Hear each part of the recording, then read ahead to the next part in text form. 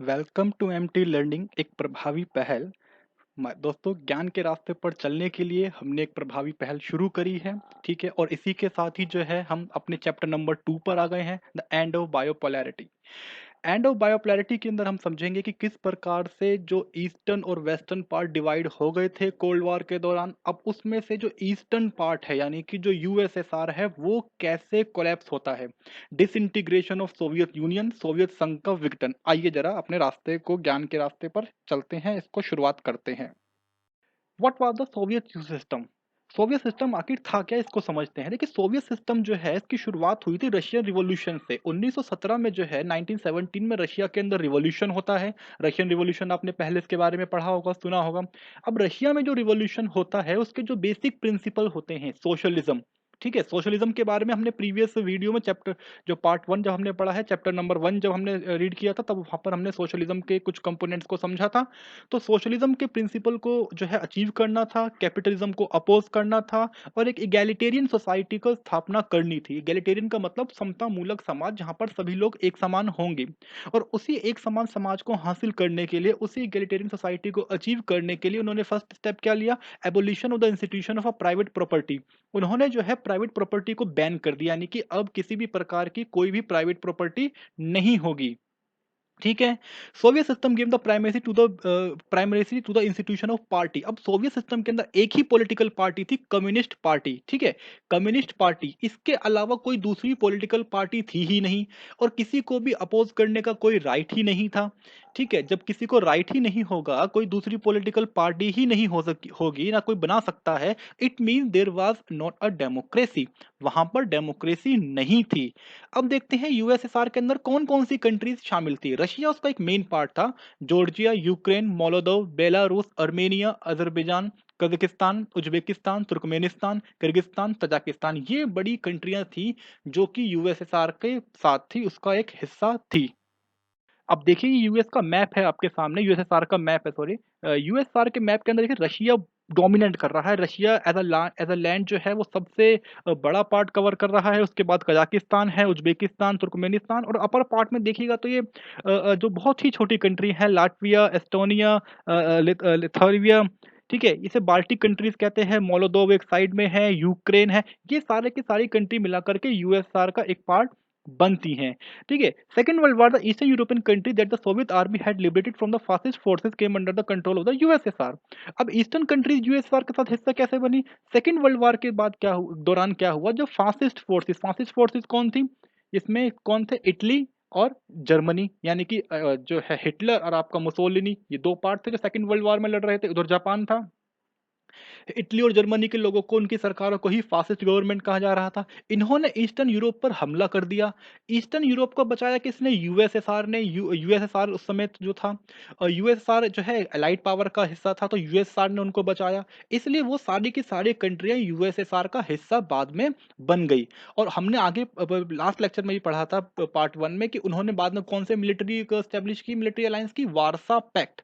ठीक है, वारसा पैक्ट के बारे में हमने पढ़ा था। इसको सेकंड वर्ल्ड भी कहा जाता है, सोशलिस्ट ब्लॉक भी कहा जाता है। ठीक है, अब हम पढ़ते हैं कि advantage of a Soviet system. तो my dear student, Soviet system जब एक शानदार जो है एक व्यवस्था चल रही है ना, एक शानदार बहुत बड़ा एक सिस्टम चल रहा है, यूएसए को वो चैलेंज कर रहा है। देखिए, यूएसए को जब कोई चैलेंज कर रहा है, इसका मतलब ये हुआ कि वो कोई जो है एक फ्रेल पावर तो नहीं है, वो एक स्ट्रांग पावर है। अब स्ट्रांग पावर होने के क्या उसके कारण थे? पहला कारण था कॉम्प्लेक्स कम्युनिकेशन नेटवर्क, यानी कि एक बहुत बड़ा शानदार संचार व्यवस्था। संचार होगा तभी तो पूरे साम्राज्य पर वो जो है कंट्रोल करेंगे, वो एक पूरे एम्पायर पर, यूएसआर सिस्टम पर कंट्रोल करेंगे। उसके पास जो है एनर्जी थी, अब भी है। Oil, iron, steel, machinery production, सभी प्रकार के रिसोर्सेज उसके यहाँ अवेलेबल थे, तभी वो एक स्ट्रॉन्ग पावर थी ना। It had a domestic consumer industries. ठीक है, pin to car through their quality did not match the western capital country. उनके पास जो है हर एक चीज बनाने की सामान थी, सामग्री मौजूद थी, पिन से लेकर के कार वहां तक बन रही थी।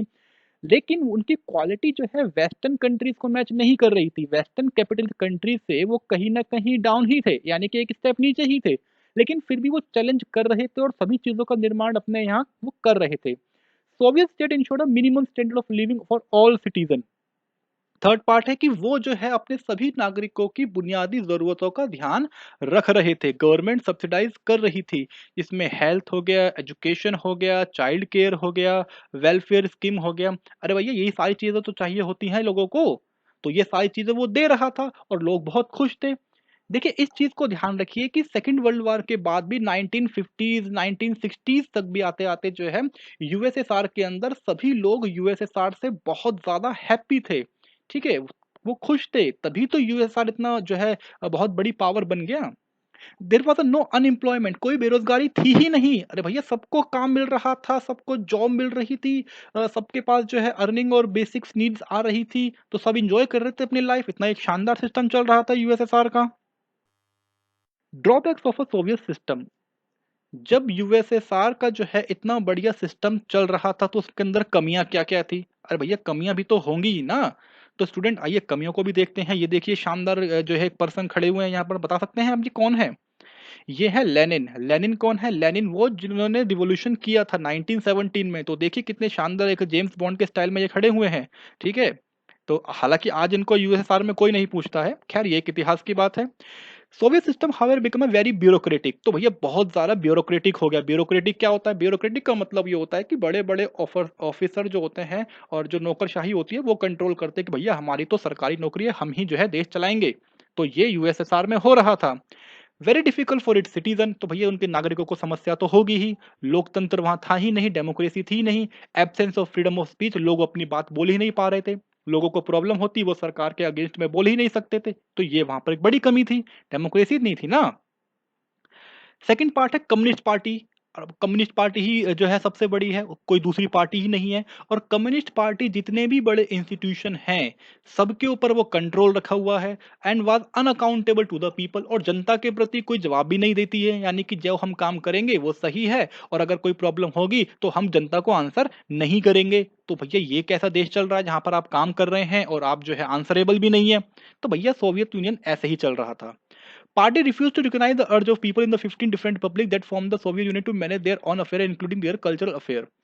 अब जो बाकी के देश हैं, छोटे जितने भी देश हैं, ये सारे के सारे देश जो है अपनी बात जो है पार्टी से कहते थे, कम्युनिस्ट पार्टी से, लेकिन कम्युनिस्ट पार्टी उनकी सुनती ही नहीं थी। ठीक है? अब जो है ये कहा जा रहा था कि यूएसएसआर के अंदर तो सभी देश हैं, लेकिन एक्चुअल में जो रशिया था वही डोमिनेट कर रहा था। हमने देखा ना मैप में रशिया कितना बड़ा पार्ट है, बाकी कंट्री तो छोटी हैं। तो रशिया जो है बहुत बड़ा था और वही जो रशिया बोलता था बाकी कंट्री उसको मानना पड़ता था। तो ये सारी जो है कमियाँ सोवियत सिस्टम के अंदर थी। डिसइंटीग्रेशन ऑफ सोवियत यूनियन का डिसइंटीग्रेशन अब होता चला गया। कैसे होता चला गया? ये शानदार व्यक्ति कौन है? ये है लास्ट सोवियत यूनियन के प्रेसिडेंट, ठीक है? गोर्बाचेव इनका नाम है। और गोर्बाचेव जो है 1985 में जो है ये सेक्रेटरी बने और 1991 तक आते-आते सोवियत यूनियन का बंटाधार हो गया, यानी कि सोवियत यूनियन क्या हो गया? विघटन हो गया, डिसइंटीग्रेट सोवियत यूनियन का हो गया।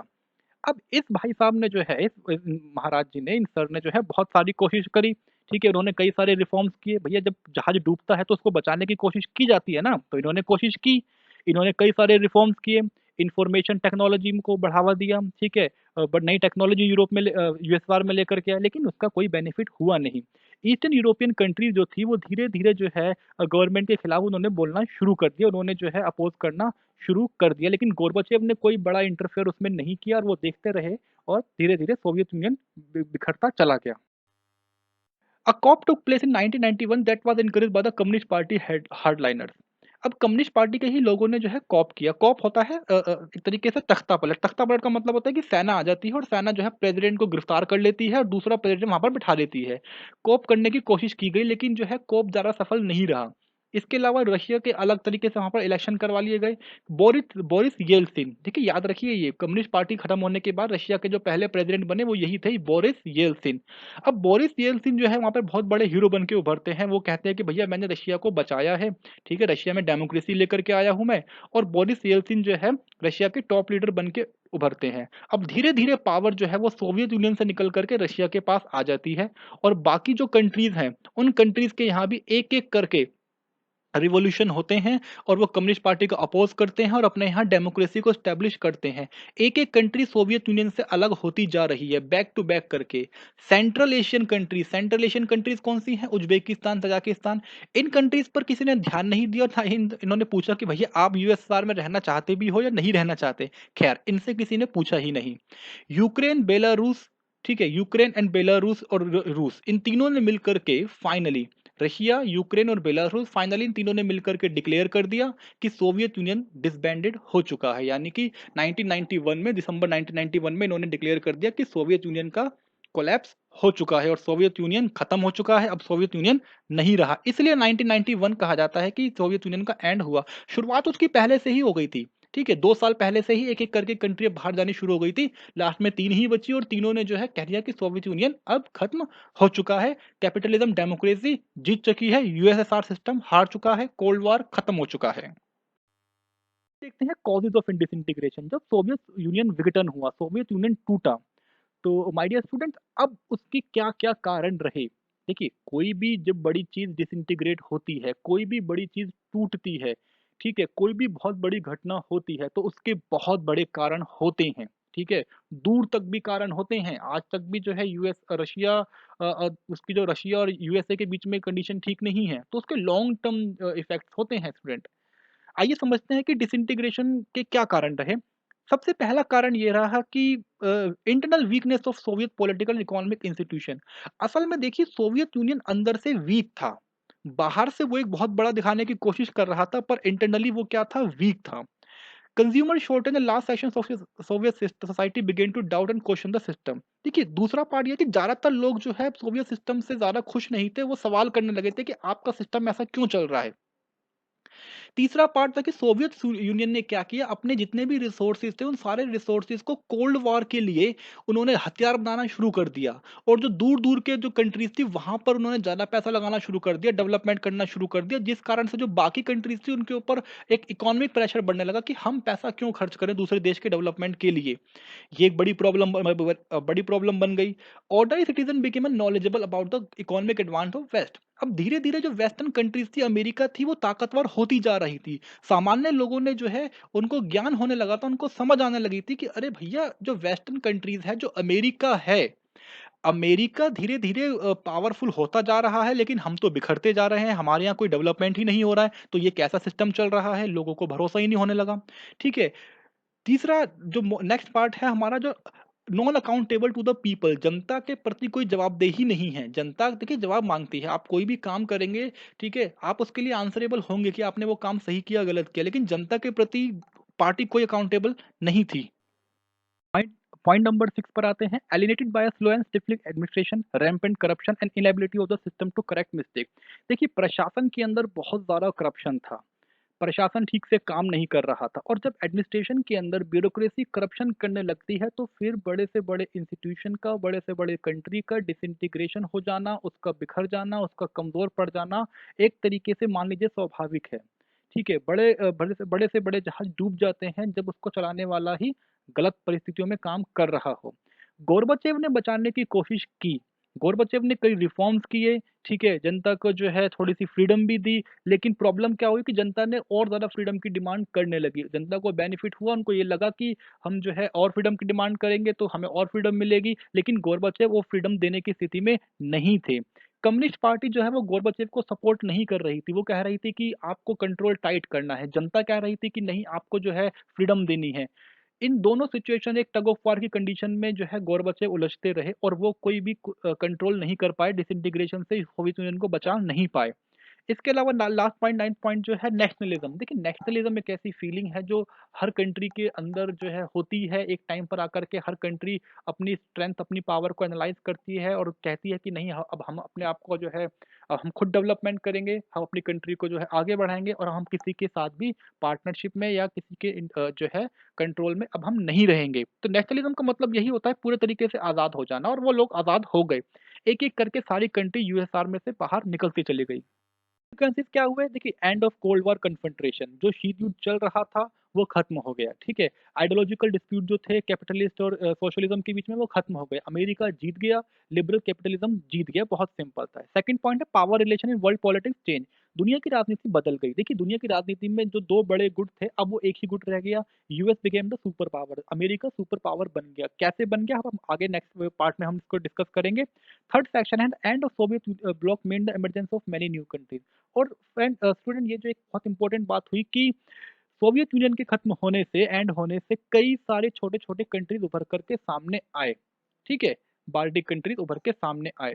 तो आज की वीडियो में इतना ही। लाइक कीजिए, शेयर कीजिए, ठीक है? एमटी लर्निंग्स की तरफ से और वीडियो जारी की जाएँगी। लाइक कीजिए, शेयर कीजिए। कोई इंक्वायरीज़ हो अपने कमेंट बॉक्स में जो है अपनी क्वेरीज़ को जो है छोड़ दीजिए, हम उसको कंसीडर करेंगे।